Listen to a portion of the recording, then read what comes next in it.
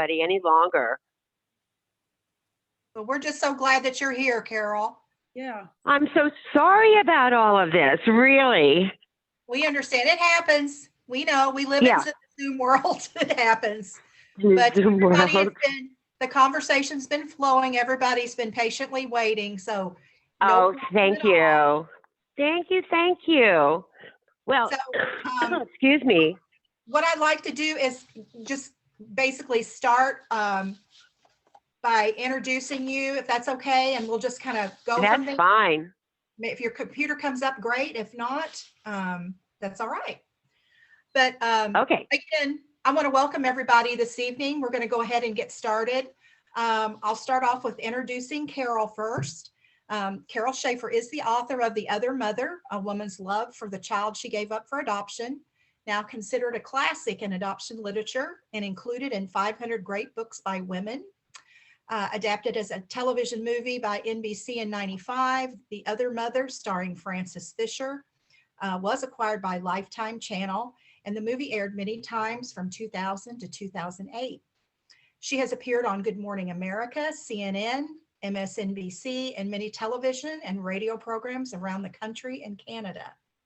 Carol has often been a keynote speaker and given numerous workshops at adoption conferences since 1991, and has facilitated adoption support groups for over 25 years. So please join me in welcoming Carol Schaefer, everyone. Thank you all. Thank you all. I'm so honored that you're here to listen to what I have to say. And I promise I'm going to get on because I want to see all of you. But I thought I probably should start my talk now. Is it coming across okay? Is it coming across okay? It is, Carol. We can hear you fine. Oh, good. Okay, so I'll just start. The topic is creating relationships after reunion, which is a huge undertaking because they're all so complicated. But I'm going to get going. Creating good relationships after reunion is a complicated subject, but I will give you some guidelines that should help and a context that might surprise you. And there will be time for questions afterwards, since you all are most likely not in the same place.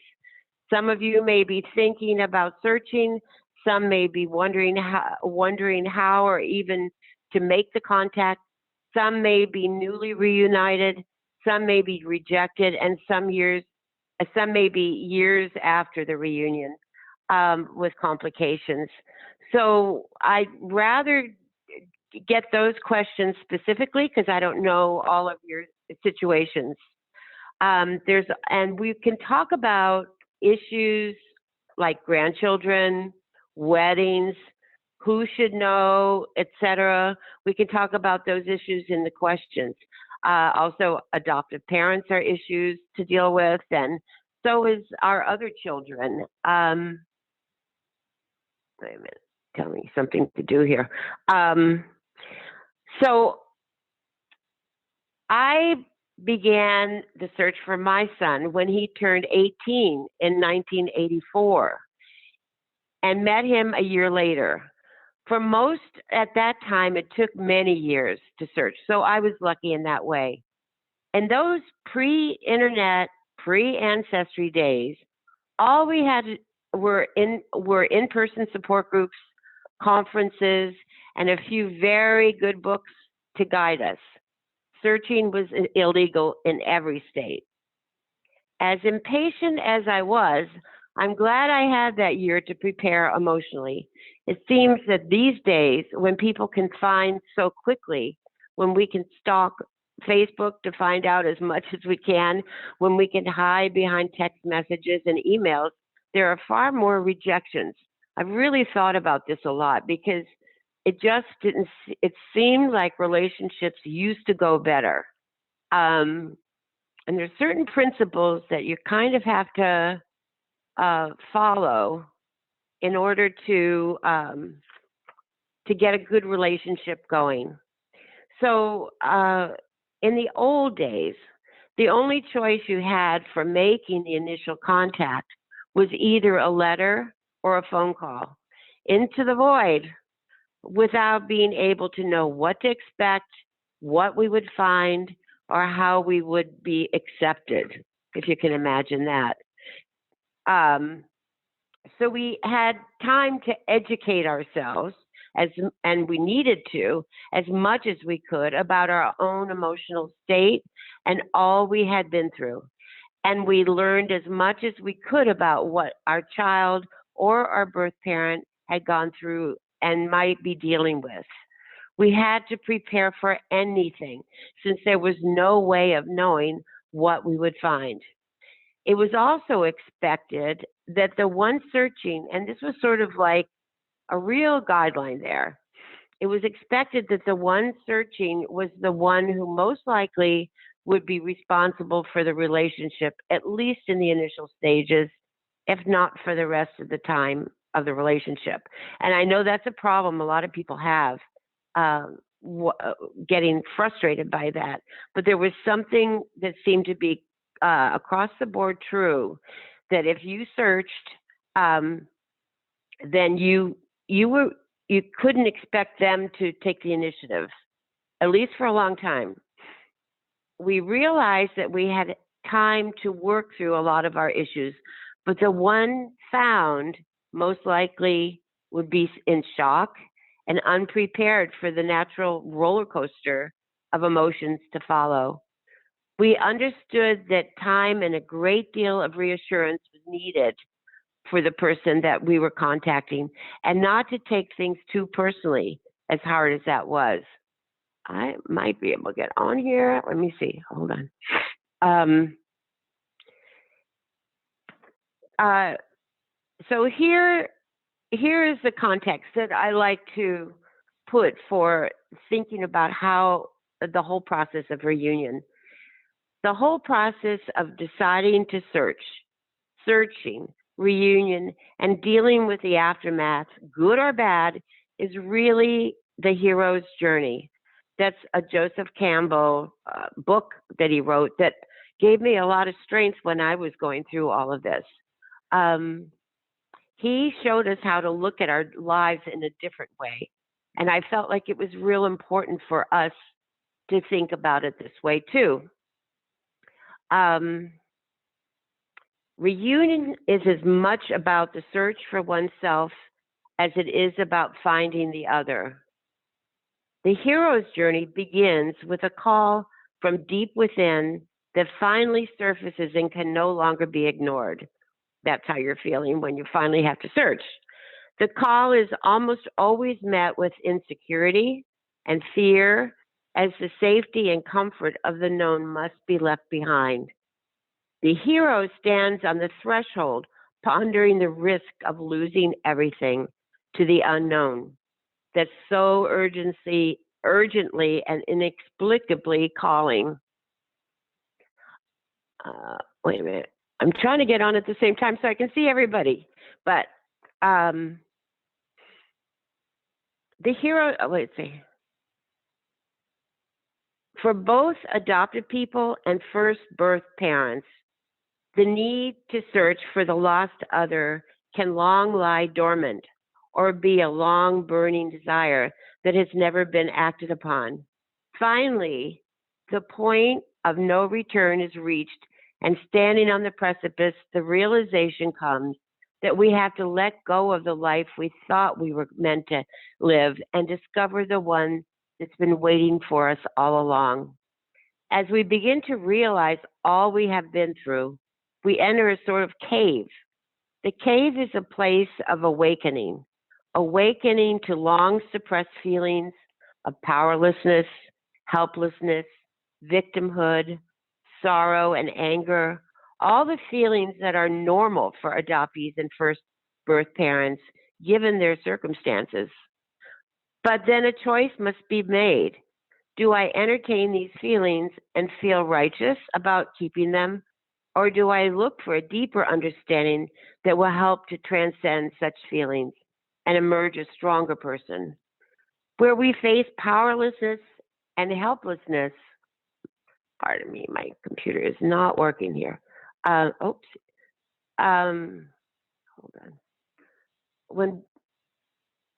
wait, I lost track. When we've, okay, I'm going to start that paragraph again.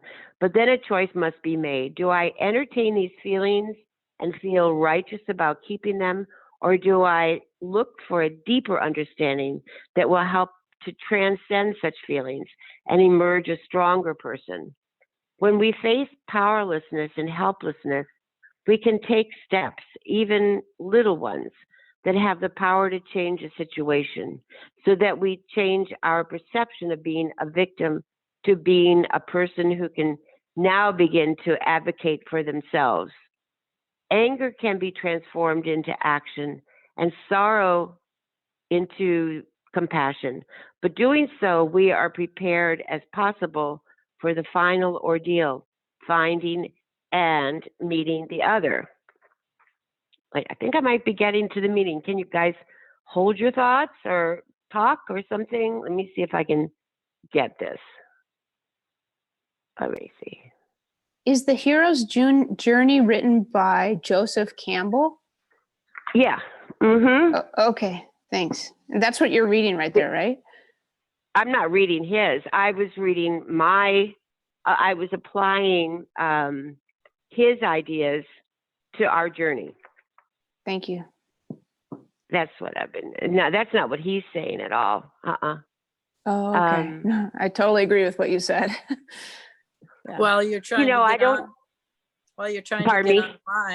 Carol, while you're trying to get online, I just want to tell you, I felt like I was cramming for an exam, watching the movie yesterday and reading both your books. Oh, you were? Yeah.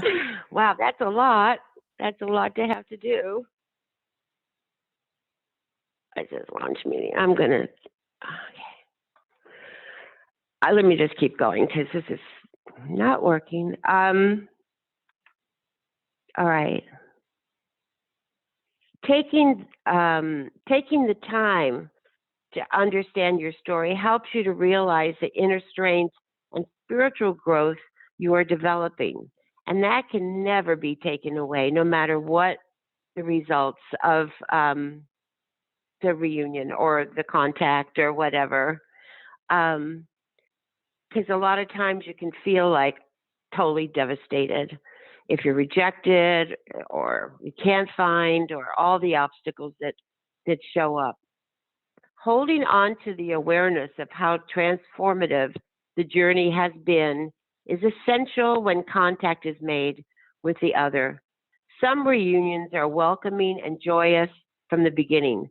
For some, there is outright rejection. But the reward of our time in the cave is that the more we have come to know ourselves and discover the missing pieces of our spirit, the fewer expectations we will have that the missing other will provide what we perceive as missing in ourselves. If that might be complicated, but I'll explain a little bit more of that a little bit. We will also bring to the hoped-for relationship a certain confidence that might just offer enough reassurance to put the one found at greater ease. So the first, oh my God, why are they giving me a hard time here?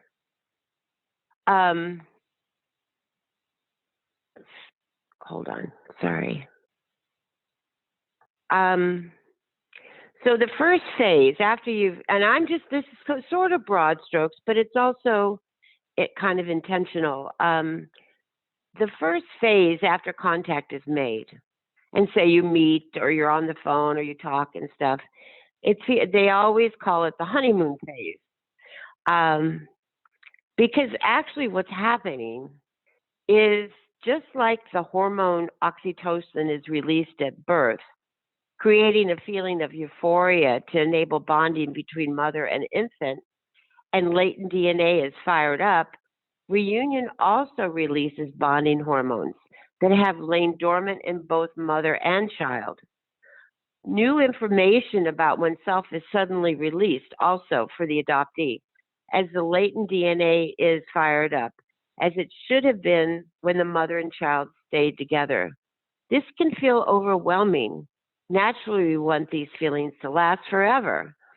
And speaking of hormones, there was another part that, let me see, a lot of birth mothers found themselves like listening to old music or renting a Cadillac or acting in crazy ways they never thought that they would. And they, I'm talking like this because I'm trying to join you guys. And it was, what we learned was that the hormones, when you're traumatized, get stuck. And literally the memory is frozen in your body. So when you're starting to get in touch with all your feelings, it just starts to thaw you. I use the word thaw because that's what it feels like. Like it's been there all along, but wasn't able to. Oh, geez, wait a minute. Wasn't able to be alive anymore because of all of the circumstances. Let's see. Well, while you're fiddling with your computer, I thought I could do it. It's not doing it. So I'm just going to keep going. Okay. Naturally, we want these feelings to last forever, but they don't, and they can't, and they shouldn't. When the euphoria phase, there is much to reconcile. Walking on eggshells is another huge problem that almost everybody feels, and is about the most common complaint as the relationships are developing. What eggshells are is the fear of being real with each other, for fear of losing each other again. So as long as the relationship is going well, you're in euphoria, we're happy. Naturally, we want to be happy, but then we may find ourselves doing whatever it takes to keep the happiness going and not lose the relationship, the thought of which can be terrifying. We can't go back to the old hell we just finally left. But the more we look to the developing relationship to fill our emptiness, the more we risk pushing the other away. I think it's because you both feel that you can't be honest, therefore you're not being real, and at the same time, you haven't been real on some level all along, you know. So those are things to contemplate. Overall, the many years of being involved in adoption issues, since searching for Jack in 1984, and with the thousands of stories I've been privileged to hear, I've made an observation about reunions, another one. They mirror the time of relinquishment for birth parents. The very issues that created the surrender of our child will painfully resurface at the time of reunion. But because the painful memories have been repressed for so long, we can misplace the reason for the sudden feelings and blame the reunion for them. Wait, they told me to sign in to join. For example, nearly all of us were, the birth mothers, were shunned and shamed by society for being unwed mothers, and such a rejection was traumatic. Even if our families didn't outright reject us, they actually did in the most profound way by going so far as to ask us to give away our own flesh and blood and a member of our family. Essentially, we were abandoned. So at the time of reunion, fears of telling anyone about our child can be debilitating. I can't tell my husband. What would my children think of me? My family must never know. What would my friends think of me if they found out? And we end up rejecting our child the same way we were rejected. We abandon ourselves in the same way both we and our children were abandoned.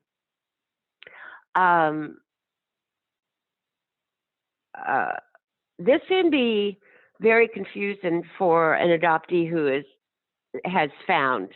the one to find, and they can't understand exactly why the family can't be told.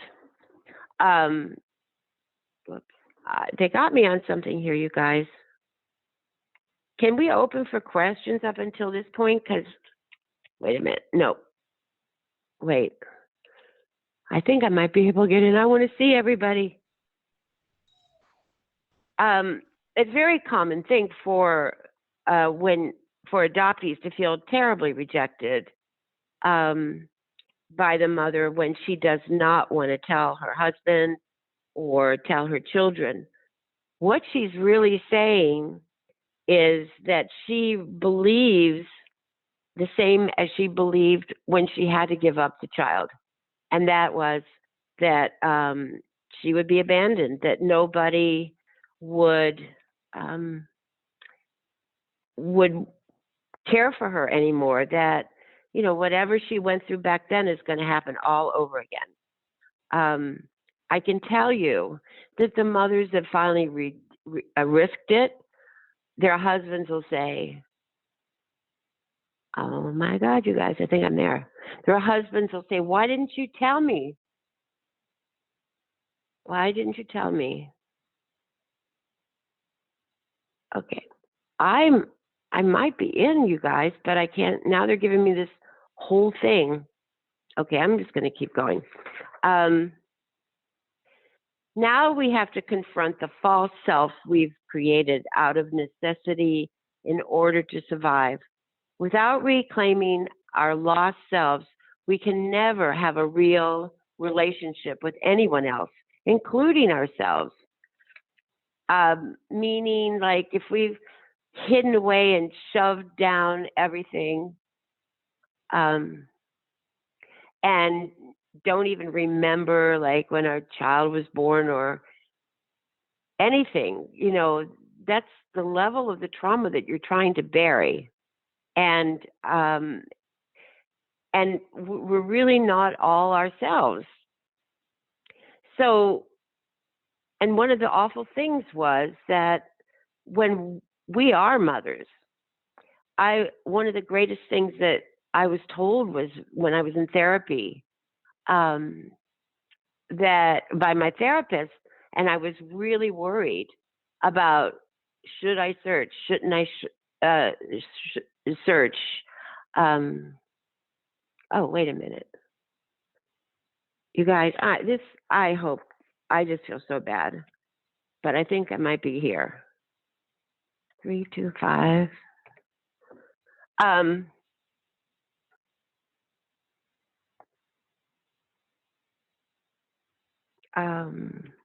Is this, you can turn the thing off if anybody has any questions about this while I'm getting in.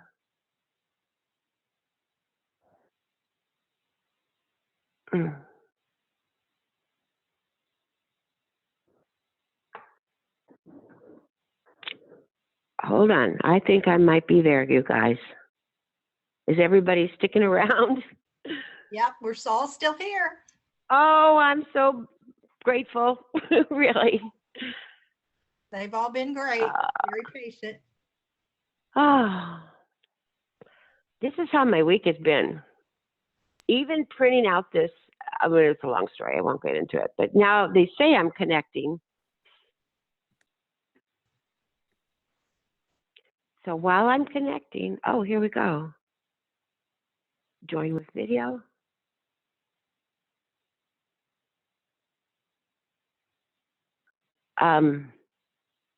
Thank you all for being patient. Now we're connecting. Oh. Carol, you're doing fine. You're doing fine. Oh, thanks. I see that you're in, but I don't see your face. So that seems good. It's saying connecting, but it's not finished the circling to connect. I don't know. It's still circling. Everything's slow, I think, with, okay. It says already joined by phone. So now We it says can see join you with now. computer. Oh, Yeah, where I am see I? you. Can you hear? Wait, if I put the phone down, can you hear me? I can see you and Can you hear me? yeah, pretty well. What? I can You see can, you. but you can't hear? It says above your picture that you're connecting to audio and you can't hear you yet. But we can hear you on Okay. your phone.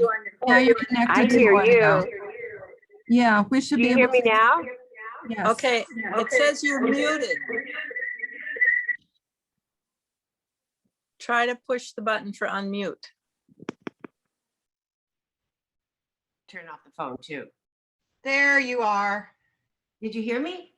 We can hear you. I hear you. Oh my God, everybody. Thank you so much for your patience. It's crazy. Well, should I finish this and then we'll have our questions? Is that the best way to do it, you think? Yeah, hold on. Yeah, you can just keep talking. Or we've got comments and questions in the chat bar.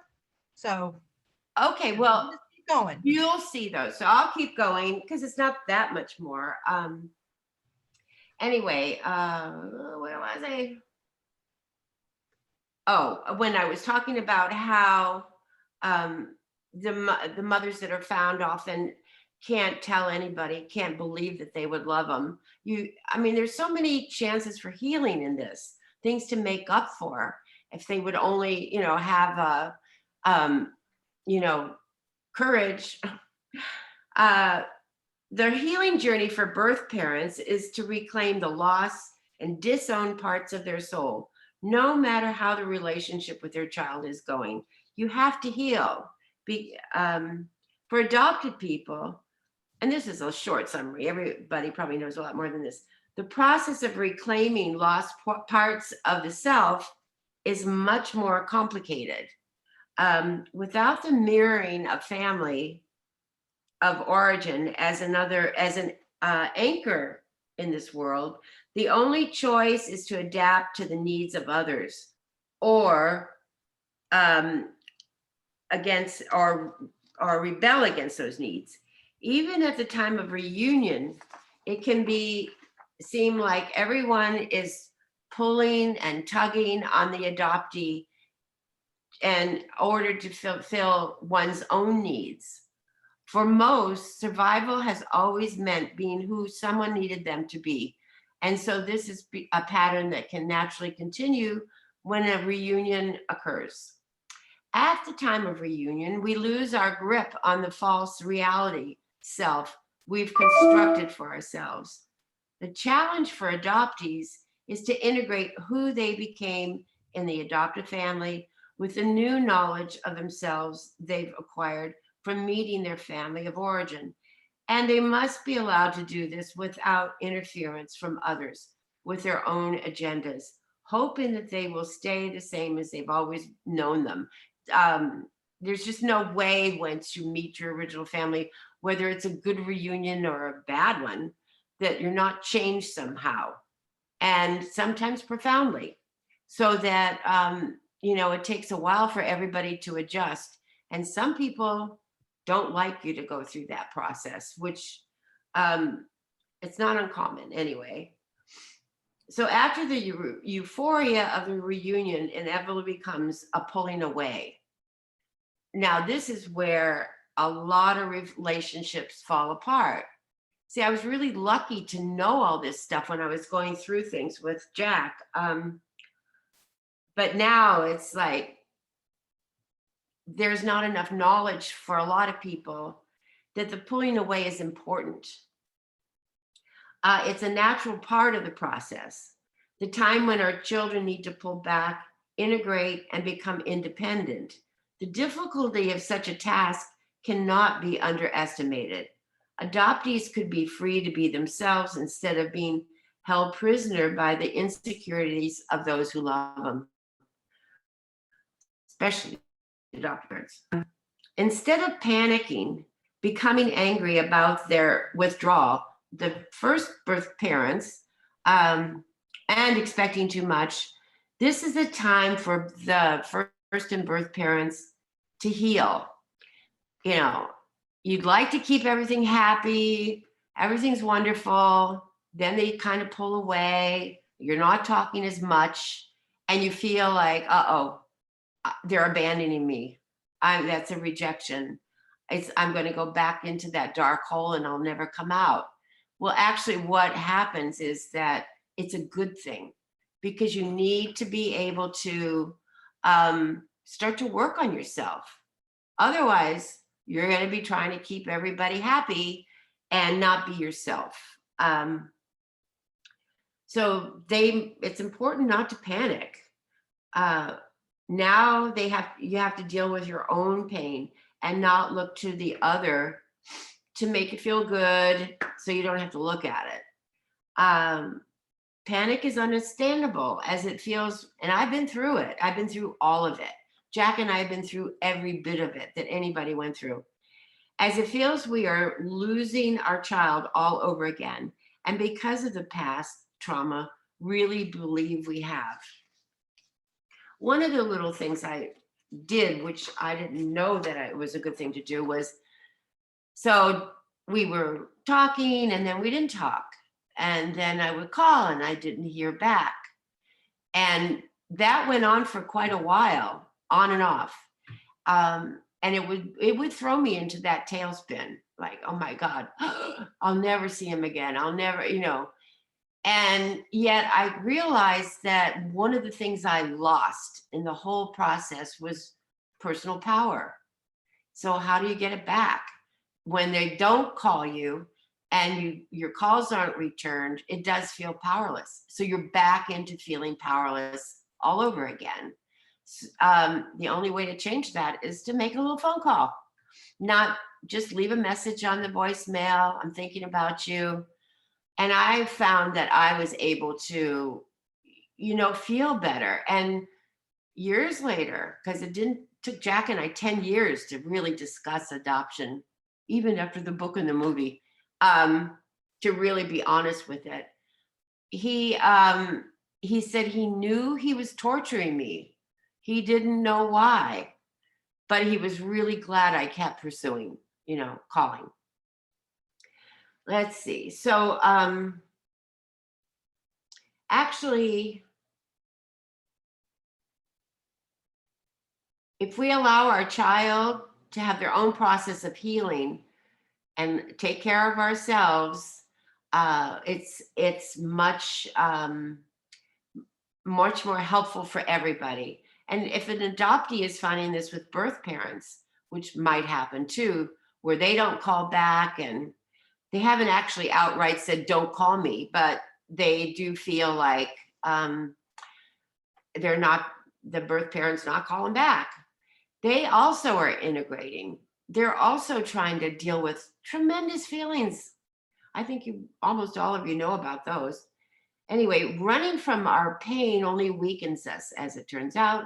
Resenting the fact that we do have a healing journey ahead of us keeps us the victims.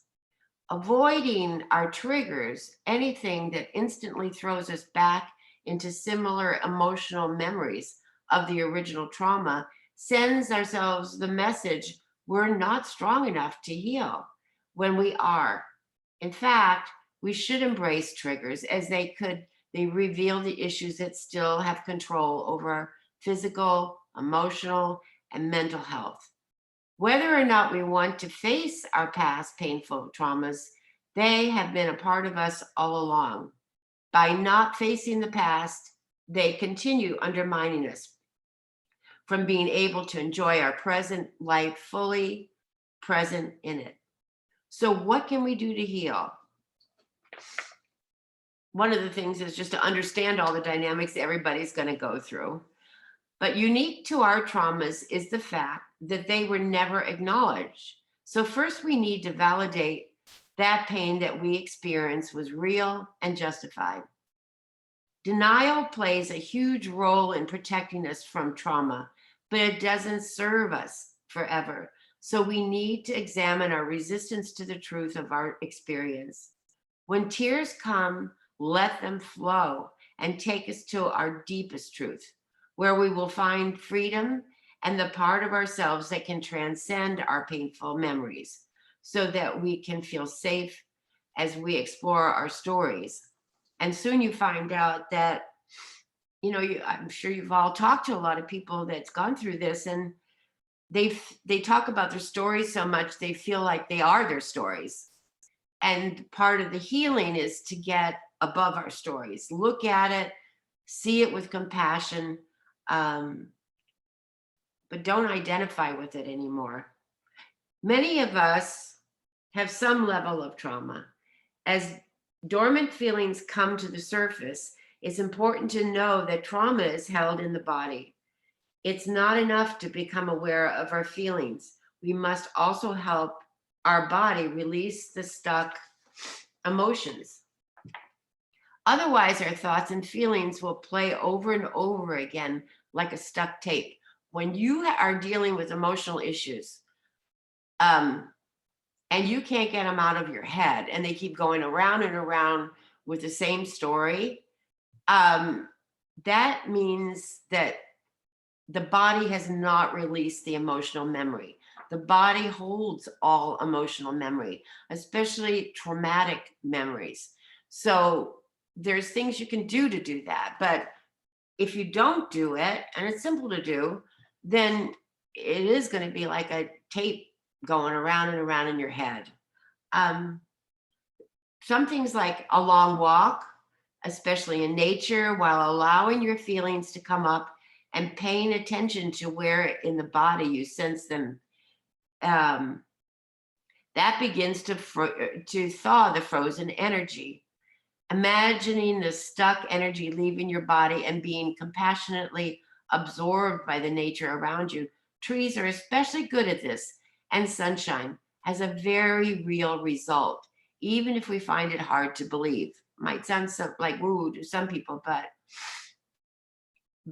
you can look up a lot of traumatic work, and the body is, the mind-body connection to keep it going is very strong.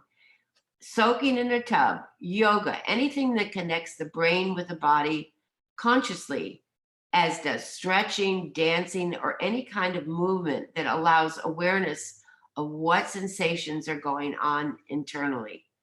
Like weightlifting doesn't do it.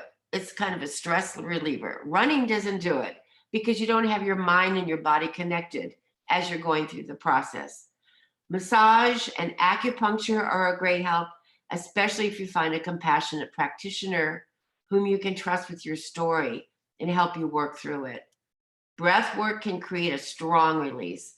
Breathing becomes shallow as a response to holding back emotions, and changing breathing patterns can release energy in the form of sensations in the body.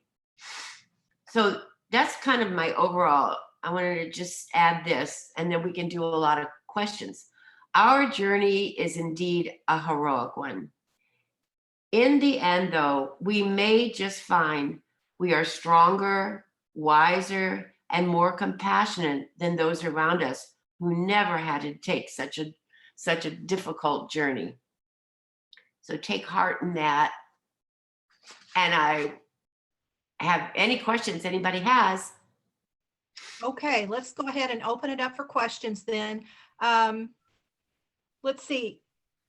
Lorene Z, would you take yourself off of mute? You've got some questions. Lorene Z. Lauren? Jane. Hello. Hi. There you are. So I just put in the chat, it's a question to you or any other birth moms in the group as well. I'm almost 3 years into reunion with my birth mother now, and she claims she always wanted me to find her. She wants me to call her mom. She says she wants to be there. But anytime there's a serious conversation, anything comes up other than like the weather, hey, how are you? she cowers and she hides and she disappears and it feels like she's abandoning me again and again and again. And I just was wondering what I can do, because I understand that I feel that she really does love me and she does want to be my mom, but I feel like she hasn't recognized her own trauma and hasn't dealt with it herself. And I want to be able to gently encourage her and help her find a way to ease into recognizing her own trauma so she can come to terms with it, so she's more prepared to have conversations with me to help me heal, because I can't heal completely without being able to have these conversations with her, and I know she can't either. So recommendations, what can I say to her? How can I help her gently to be able to begin to heal? Should I send her a copy of your book, various books? I have Yeah, notes that's a in good several idea books that because- I've read. Yeah, a lot of, I mean, there's a lot of good books out there. I just know from mine, it was one of the first ones out, not the first, but one of the first. And somehow I wrote it this way to help the mothers evoke their own feelings, to get in touch with them, because honest to God, she may not even remember. She might not. And, or else she'll have a feeling, but she doesn't know what that's connected to. And reading the stories would help her to remember her own. That's why support groups were so good back then for me, was somebody would say something and I go, oh, that's right, I remember. And then to have that kind of camaraderie and acknowledgement meant everything. But without it, you can't, because you can't always access those feelings. So I think that would be a very good step. And I also think patience, because Jack did not talk about anything for 10 years. And he hardly has talked about it. He told me in the beginning, Carol, let's just have a foundation. Let's just have fun together. Let's just do this or that. And I'm going, what? And I'm leading support groups and writing the book and thinking, how come I can't help my son? But I couldn't. He had to be ready. And I think he has, in his own way, for sure, worked through a lot of stuff. But he had his own way of doing it. Not the way I thought he should have. But anyway, I understand how you feel like you need to connect with her on a deeper level. And she's not connecting with you on a deeper level. Don't pull away from it, because then she never will. She'll be frightened. Good. Good. But try. I've recommended different support groups and I've recommended books and things, and she's joined different pages and groups for a time, and then I can see that she's left those specific Facebook groups, and I know that she's never read those books, and it just seems like she's not ready or she's not capable of doing any of that internal work for herself yet. So I don't know if I should send her a copy of your book and a copy of Nancy Verrier's book that I have both personal notes in. Maybe seeing my personal notes in both or all three of those books would help. Maybe. Or I don't know if that's too much and I'm pushing and it'll just make her disappear on me yet again. Yeah, she might not be able to handle, because she probably, all the gamut of feelings she must be having, like guilt and all that. If you had your own notes in there, she might need to have her own notes there. Okay. But also, you know, The Other Mother was made into a movie that's on YouTube now. Yes, I've seen it. Oh, you have? Do you think if she, did she see it? I mentioned it to her after I watched it, after I read your book. I don't know if she's gone as far as to see it or not, because she won't communicate with me as far as that goes. Yeah. Yeah. That must be very hard, but. It is. I don't, other than what you're trying to do, I think the only thing you can do is patience, unfortunately. Okay. And hard, but I'll try. Yeah. And maybe try again. I mean, it's Mother's Day coming up. Maybe you could send her a link to the movie. Or, I mean, I know that brought up a lot for a lot of mothers, you know. Yeah, And brought up a lot for me. yeah, it was Okay. a miracle, the whole thing. But I hope maybe that'll help. Anybody have any other suggestions that have worked for you? Thank you. I guess everybody's muted. I don't know. I don't think they. Marcie? Okay. Yeah. So I had a question. Did everybody heard her? Did anybody work through that themselves somehow with their mother or child that would help out? Anybody? I can only say for myself, going through a period similar especially in the very beginning, and it did take a bit of time to encourage her to connect with other birth moms. Mhm. And even then, I can tell you, she probably wanted to sprint straight to the door and find the next plane out. And so I think you're doing all the right things, Lauren. Thank you. And I can only say that and echo what Carol said, that and I agree with, I forget who wrote, someone else wrote 3 years isn't that far in, and truthfully it's not. And I can only say that try to just remember that more than likely physically, when she's with you in the beginning, she's developmentally back at the age that she relinquished you. And so, and until she gets some of that emotional release going, she's going to operate from that phase of shame, that place of shame. If there was one, which more than likely, I'm not sure how old you are, or how long ago this was, but, and I agree with a lot of the patients, but I also agree, and this is from the adoptee side, and that's why I wrote down, be your authentic self, because I don't believe that you should be any different than the phase where you are either. And yes, it's a risk. Is she going to withdraw? But I also know that your own healing is actually also very important in this as well. And so you can only be who you are, feeling what you feel in that current moment as well. And what we do know is the best chance for relationships is when both are being their authentic selves, and one might be a little bit further than the other. And yes, it's painful and risky, it is, and we're terrified, and she's terrified. But the best you can do for any chance of the relationship is to be authentic with each other. And if it means you're further along and she isn't, but you both have the relationship as your highest priority, then it means, you can say that, and one might say, I just need some time. And then, yes, you're forced to wait, but at least you've been your authentic self in it. And that encourages your own healing in the meantime while she's working on hers. And I agree with what Carol said in the beginning. It is so complicated. It is so complicated.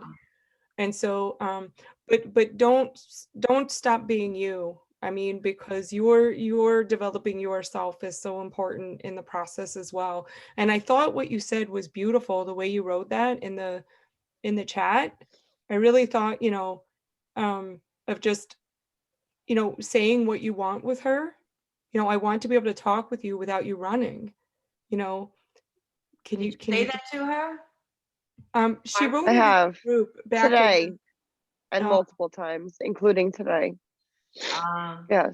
Well, I think you've done all you can do then. And yeah, I think you've done all you can do, because we all know you can't rush healing, and the trauma is great for both of you. So I already lost my birth father in the process, and I am afraid to lose her because she's not in the best health, and I'm afraid to lose her before it's resolved. You need to know your story, or you need to know how she felt during the whole time. What do you need from her the most? Right now, I need to know how she feels now. I know my birth story, Oh, what she's told me. mm-hmm. But I don't know how she truly feels now. I don't know if she's okay with me finding her at all. I don't know how she says she wants me to call her mom, but then she can't have a real conversation with me without disappearing and abandoning me again. So she doesn't treat me like her daughter. So it's like she says one thing but acts another, and then I don't know how to feel about that, and I don't know how to respond to that, and it's more hurtful than healing to me. Well, just understand that she's doing her best, honestly, even though it's I believe that. best and it's not what you want, but she's, you know, when you have a lot of pain, there's a lot of self-protection going on. I understand that. After 3 years, I would hope there would be more conversation in the process of healing, trying to heal together, but there isn't. And I was just hoping for suggestions for how to bring that on, how to help her with that, because I need to heal and I think she needs to heal, but she can't hear that from me without disappearing on me. Question. Does your birth mother, does she have other children? She has 2 other sons, one that, long story, her mother literally stole from her and she wasn't able to get to the court appearance and blah, blah, blah. And he passed before I found them from an overdose. And another one who is a drug addict and treats her like crap and completely horrible. But she does have 2 other sons. So what I'm thinking is she really maybe doesn't know how to be a mom on that emotional level, even with I agree with that. other children. So it's not a process necessarily just with you, but her as a person. And I can totally understand what you're wanting. I just found my son 2 weeks ago. Wow. And so far our relationship is great, but you know, I'm learning so much, but we're all as moms who've relinquished our children, we've grown in so many different ways emotionally during that time. And I know I didn't really learn to be a mom until I was a mom older. My 2 youngest children that I had at 35 and 40. And my first son, I was 16.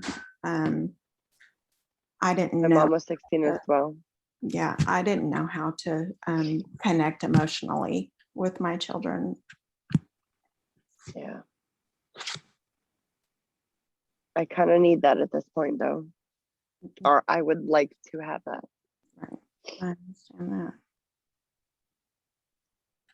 that. Have you ever gone away and spent, a long time with her, or go ahead. First time I met her and my biological father at the same time. And I spent most of my time with my dad because he and I have been closer since the beginning and he didn't know I existed. He has since passed. And since he passed, I went down there a second time for his funeral in the middle of COVID last June, almost a year ago. And she came and saw me a little bit at the hotel I was staying at. But it was just a little bit here and there for the 4 days I was there. I have never been welcome in her home. I have never had a day or a night under the same roof as her. I have never cooked a meal with her. I have never had those things that a mother and daughter should have together. So it's been really difficult on me. I want those things. She says she wants me to call her mom. I want to be her daughter, but she won't allow it to happen. Wow. And it hurts. I love her. I just don't know. She says she loves me. I just don't know how to build that connection with her. Lauren, this is Mimi, and I feel so bad for everything you're going through, but I think I've seen a couple little comments. but it's so hard to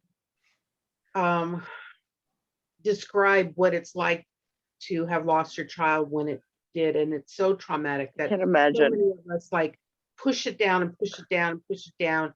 I'm just a to mom too. I survive. can't imagine. I Yeah. understand. I try to understand. And then all of a sudden, after years and years of that suppression, to then all of a sudden let it flow easily. It's such a habit, and it's where we go when we don't feel like we can survive the emotions that might come up. You know, you think, you know, people say it all the time, if this happened to me, I would just die. Sometimes you feel like your emotions are gonna kill you. And so Yes. I think she's still protecting herself. And like she's saying the words, she's saying what she wants to do, who she wants to be. She just doesn't know how to do that after all these years of not being allowed to be that person, and not feeling worthy to be that person to you. You know, the shame and the and the lack of self-esteem as a result of losing your child and not being good enough to be, you know, a mom. It stays with you, and it's very, very hard to let that go. So I you know, other birth moms, if she would connect, I think that's the way that she may be able to express some of those feelings. You know, she doesn't want to dump all that stuff on you, and she doesn't know how to, you know. But anyway, I understand. I mean, deep down in my heart, I and- tried very hard to understand that. And I Mhm. try to get that, and I read birth mother stories all the time, and I try to sympathize with her, and I get that. I really, really do. But after 3 years, at some point, can we just try to have a conversation that's real? I understand, but I'm just trying to move on. At some point, I want to know when it's okay to move on. Yeah. Would she be open to maybe having someone else facilitate the conversation for you? If there's a therapist that you could talk with, and maybe they could be the one. I mean, if she would be open to that. I mean, I'm sure, I know Carol has done this before. Maybe Carol would be open to having a conversation with both of you, and just and because she's a birth mom, she may be able to kind of help her open up and express some of her feelings, you know. But again, she's got to be ready for something like that, you know. I would love that, and I can maybe ask. Is there anybody else? I'd be happy to talk to her. I would appreciate that if you could. Thank you. I'd like to offer something that I think it's perfect, just what Mimi said about that. And I wanted to offer that I met my son 19 years ago, and we're still having trouble, you know, on my end and on his end, because I get resistant when he has resistance, and I pull back and everything, and it's a dynamic that's hard to break, but also to get beyond. And I want to say that for the first 10 years, my body would go into this vibration whenever I would talk to him, either on the phone or see him. It was just almost uncontrollable, my shaking inside. And it was very, very disturbing to me, because I couldn't control it. I don't know, I call it, you know, hysteria almost. You know, I would just be shaking and vibrating inside with fear, I guess, that I would lose him again. And I wanted to say, it sounds like your birth mother has lost, you know, a child to, you know, already that she raised, and also another one is addicted, it sounds like, or is experiencing that. I mean, that's also another trauma that, you know, she may be dealing with at the same time. I do agree that 3 years is a short time. This is a roller coaster ride, and it's a long one. It's a lifelong one. So my heart goes out to you. And Thank you. it's a hard journey. Good luck with that, and hugs to you. Thank you. Thank you for that. That was really very helpful. I had those shakes. I forgot about them. I understand what you were saying about that. Yeah. Okay, do we have any other questions? I think I had Erica. Did you had a question, didn't you? Or- Yeah, yes, I had a question. It doesn't have to be a really, long response or anything. I just wanted to see your opinion because, starting with your Good Morning America show, that your Jack's adoptive mom came on and everything. I just recently watched this, so it's fresh in my mind. And I know like a lot of them might start off that way, but does it stay that way where she's involved? Or because I recently reunited with my son 2 years ago. He a week before he turned 18, and I had him when I was 15. And my cousin adopted him, and she said it would be open, but she completely lied. I mean, as soon as the paperwork was signed, she completely cut me off and everything. So and then what happened was I reached out to her so many times, tried to get contact with them, and she kept saying no, and that I'm going to have to do a lot more work to get involved. And, it was totally helpless feeling. So, and then finally I reached out to her again, like 3 years before he was 18, and she waited till a week before his 18th birthday for me to see him. And I feel like her motive was to make sure she was involved in it while, the reunion, That's exactly how Rosemary was. Exactly. And I think when we met, she thought it would be just one day out of curiosity, everybody's curiosity be resolved, and that's it. And they had no idea what I was going to drag her through, all of them through, really. But and so, she was always around whenever, but I could sense Jack needed that. So I just had to put up with it as hard as it was. And talk about shaking. Most of my shaking happened when she walked in the room and we were there and talking. It was just hard. I felt like all the blood drained out of my body sometimes. And it got started because when I called, she picked up the phone and I finally said, okay, I'm just going to go with it the way it goes. And yet she was also very generous. It was both. She just wanted to make sure she was on top of all of it. But finally, then Jack married, and then things it just started to fall into place. But again, all of this, however it goes, it takes patience and hanging in there for sure, and not taking things too personally, and just having a lot of faith because you love your child, and that love will get you through it. Yeah, that's really helpful advice, because that's kind of how I feel. I feel like we just kind of have to go through it, but it's just hard because she's told me a few times before he turned 18 that I needed to kind of back off, and that, I'm a stranger to him. Now, keep in mind, he was adopted when he was 5, not at birth. No stranger. So I had 5 years with him, and it was just boom, all of a sudden gone, nothing, no contact until he was 18. I mean, till he was 16. We had like instant messaging and stuff, but no phone calls or nothing. But when he was 16, I could talk to him on texting, and then 18, I saw him.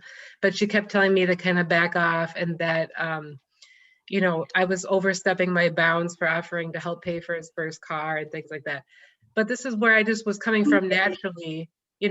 I just obviously naturally I cared. I want to, I'm just doing what comes natural to me. And then I've got her telling me it's not my place. And, and I just feel like that little girl who, the younger girl who had trust in everybody that they were doing the right thing, and that it just makes me so angry that, it's like, I thought I was going to be in his life this whole time. And then, here she is. And it's just, so I'm just hoping it gets easier with her, because I feel like she's very controlling of this situation, and it's hard because that puts him in a bad spot too. So, and he's going to be 20 this summer, so it'll change as he gets older. You'll just have to, again, patience is part of it. And but it does sound like you're only overstepping your bounds with her, right? Not necessarily with him. And No, it's sad how they interfere. That's what I was talking about in the talk about.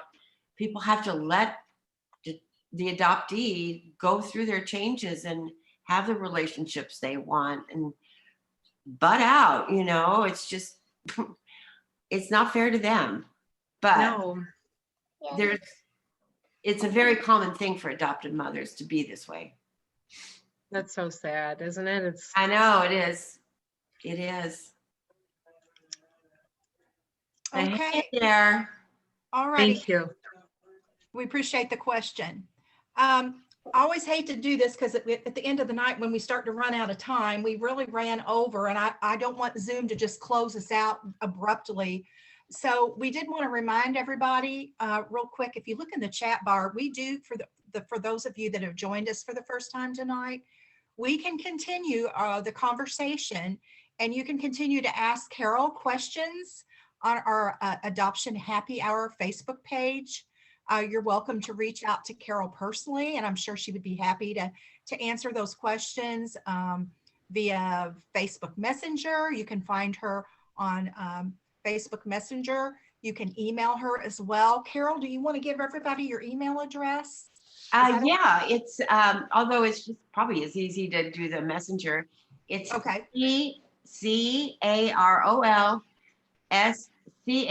and then the numeral 1. Don't spell out 1, it's the number 1 at AOL.com. So that's a great way of doing it too.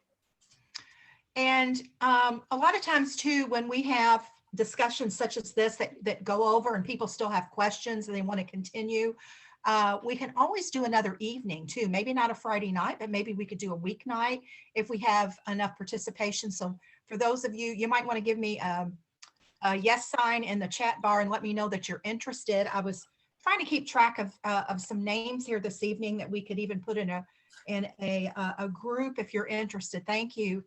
And thanks, Bruce, Wendy. Good. Yeah. Good. I would love to do it again.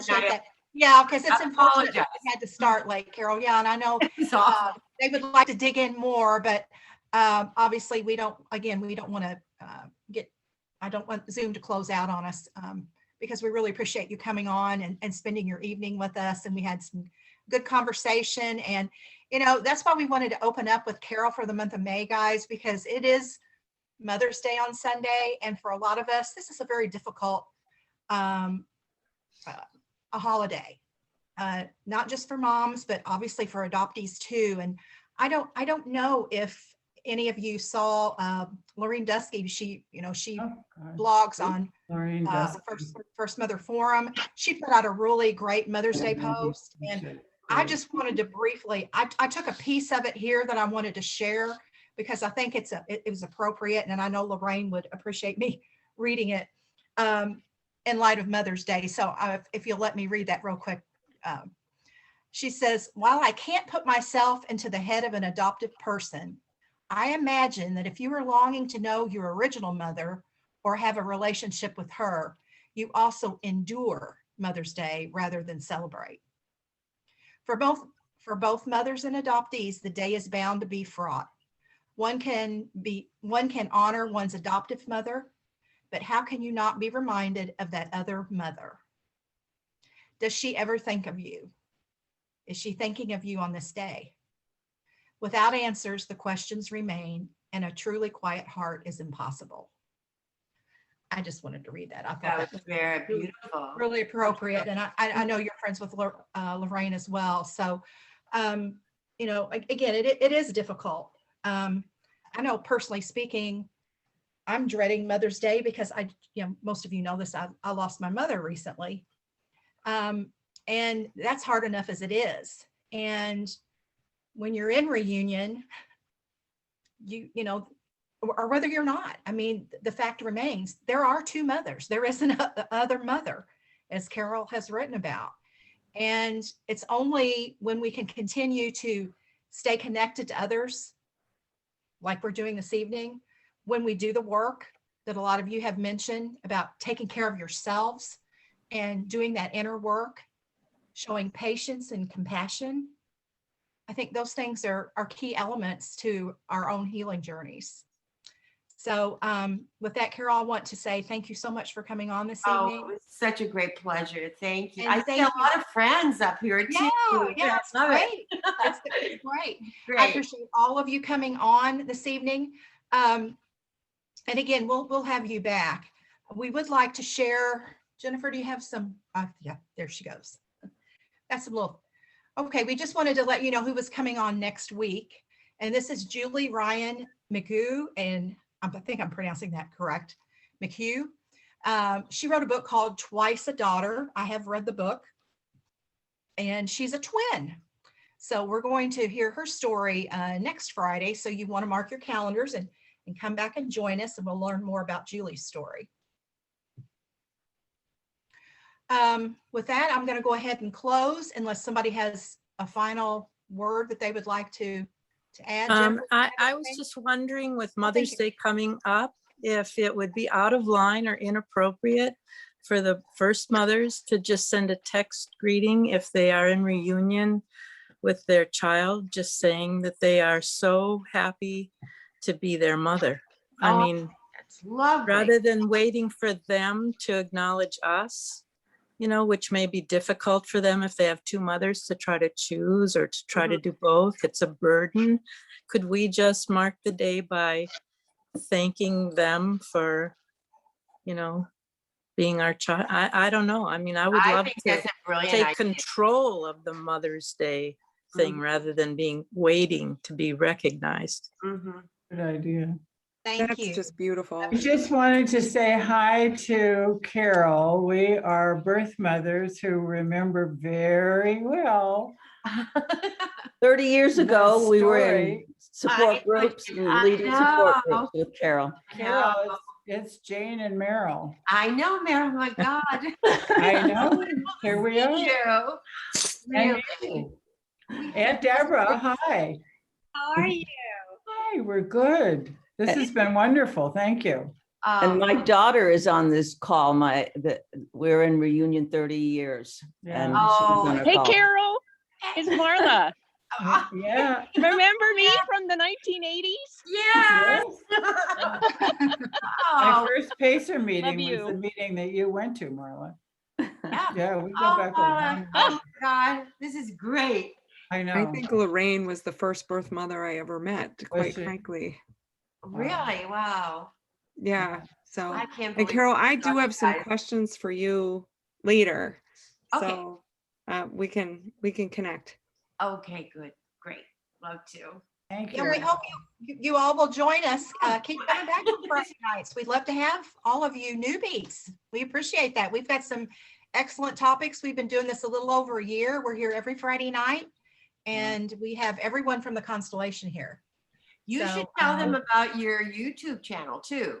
Yeah, this will be all of this and will be on YouTube, and you can share the replay and listen to it again and take some notes and or listen to Nancy Verrier, or you had a lot of great people on there.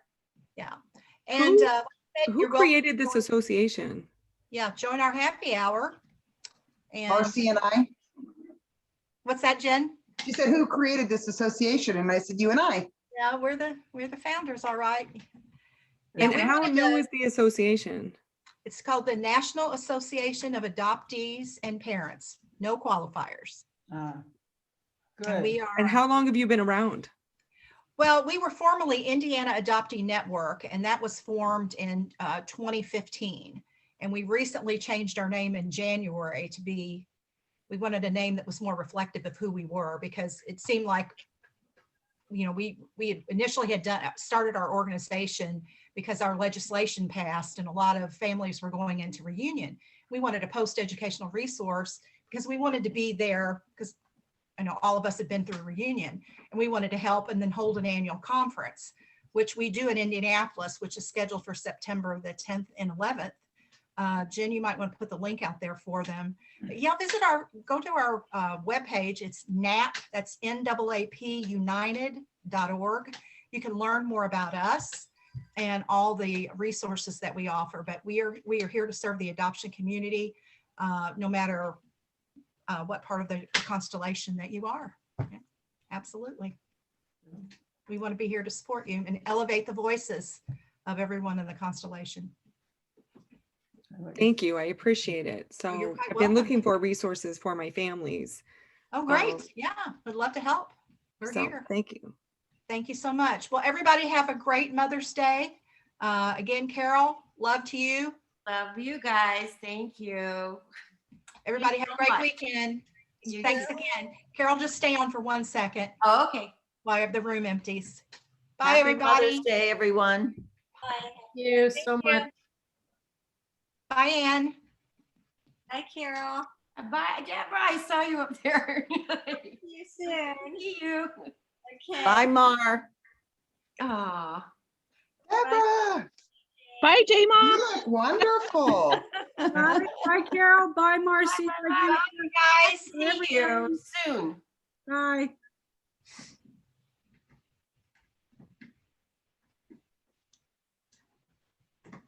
There's still people on, I guess, or how do we? They're still leaving the room. Yeah. Oh, leaving. They're almost, it's almost empty. Hi, Valerie.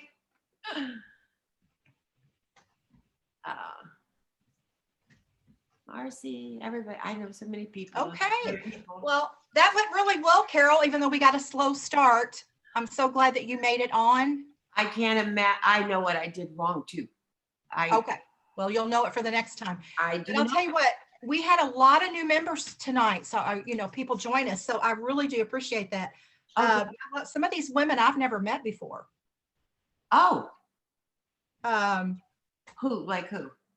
Well, the two ladies that were studying, was that Jane Calbreth? Calbreth, yeah, and Meryl Hun. They were in my original support group in they have. That's really nice. And they're still in. Yeah, but no, you had a really good group tonight. And like I said, I think there is a need for a mom's group in our organization. We haven't really, like I said, we've just. I would love it. Pardon? I would love it if we would do that. Yeah, we would love to get all the moms together too. So we're going to make sure that we stay in touch with you, Carol. Okay. And Jen will send you a copy of the chat room so you can see what people were saying and making comments along the way and supporting one another. On the way. It's pretty cool too, wasn't it? What, Jen? I said it's already on the way to her. Oh, thanks. See, everybody needs a Jennifer. I'm so technically challenged. Well, but I am what too. about a follow-up? I'm very willing to do it. Do the follow-up to this and just Yes. make What it I'll have more to- like, Yeah, I want to check my calendar. I mean, I know I'm booked out to the middle of June. I don't want to wait that long. So probably what we'll have to do is do like a special evening, like a weeknight. Oh, that's fine. Yeah, and what we'll do is we'll include, we'll do an announcement so we can get the same group back on again, because I think there's and I would love to have more of the adoptees too. I mean, we had a lot of adoptees in the room this evening, which I think it's we good. want. Yeah. We want a mixture of both. Because I know there were some adoptees tonight too, Carol, that were rejected by their moms. Mm-hmm. And there's a lot of pain there, and they need that support. So Well, I'd be very, very happy if we got the whole group together Yes. again. And I like working with both birth parents and adoptees too. I have no it's problem important, with that. isn't it? It's really important that we can't just Understand each other. Yes, absolutely. So yeah, it was real exciting, and it's so good. I'm just so glad she to freezes finally meet every you once in a while. face. I felt like I've known you for years. I know. Well, I loved it, and I loved the opportunity to do it. And I'm just so we could have gotten in more, comments and problems to try to solve if I hadn't been so screwed up on this. Okay. But I guess Like I said, it happens, and we'll dig back in again. So I'm really glad. Yeah, I haven't finished reading your second book yet. I'm still working on it. Oh, you And are. I'm glad you liked mine. I loved yours. Oh my gosh. It's terrific. And you know, you might need a cover for just birth moms. Yeah. You know, with searching, I thought I'm going to appeal to more people who are writers, so they'll understand our story, but it doesn't work like that. You know, you kind of have to focus on your audience. And so I switched to just searching for healing after reunion, but at first I was searching. So I don't know, you might want to consider that, or maybe you're having luck with other people with.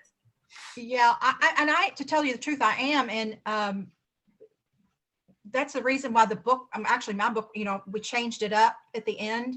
I mean, it was a strict memoir, and then kind of changed it up to do the little, you know, points to ponder at the end of each chapter, and to kind of focus on what life lesson happened in that time. So yeah, so I'm pretty pleased with it, but I'm working on a workbook to the book now.